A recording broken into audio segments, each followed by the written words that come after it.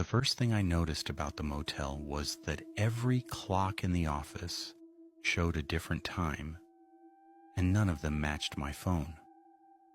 One behind the counter said 1:14.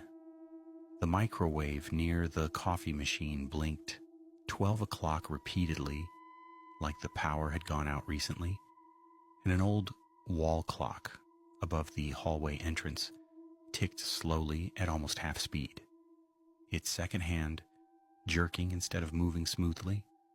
And I remember standing there staring at all three while the man at the front desk finished photocopying my ID without saying a word.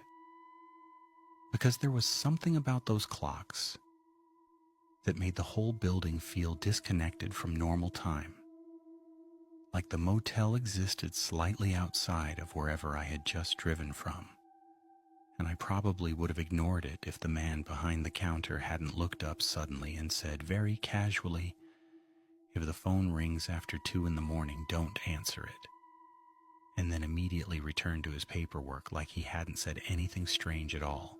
And the way he said it bothered me more than the warning itself, because there was no humor in it, no attempt to sound mysterious, just the same tone someone would use to tell you where the ice machine was. And I remember waiting for him to explain further, but he didn't. He just slid the room key toward me across the counter and looked past me toward the dark parking lot outside like he had already forgotten I was standing there.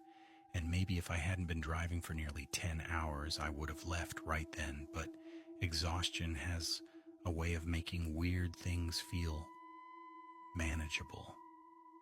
So I took the key, thanked him, and walked back outside into the cold night air. And even now I still remember how quiet the parking lot was. Not silent exactly, but absent somehow, like sound itself didn't travel correctly there. And the motel sat far enough off the highway, the traffic noise barely reached it, leaving only the faint hum of the ice machine near the office and the buzzing fluorescent lights mounted outside each room. And as I walked toward room 12, I noticed something else that felt slightly wrong, which was that none of the curtains were fully closed. Every room had a narrow gap in the center, like someone inside was watching the parking lot through the fabric.